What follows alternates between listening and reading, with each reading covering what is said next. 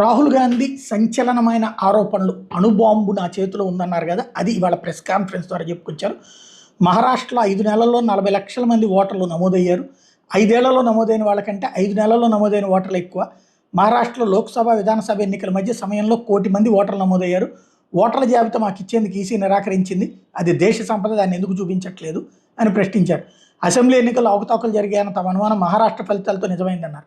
Machine read చేయగల voter list ఎన్నికల సంఘం ఇవ్వకపోవడం మరిన్ని అనుమానాలకు తావిస్తుందన్నారు. అటు కర్ణాటకలోని మహదేవపూర్ అసెంబ్లీ నియోజకవర్గంలో 6.5 లక్షల ఓట్లకు గాను 1,00,000 ఓట్లు నకిలీవి, తప్పుడు చిరునామా వేయని తమ పరిశోధనలో తేలిందని చెప్పారు.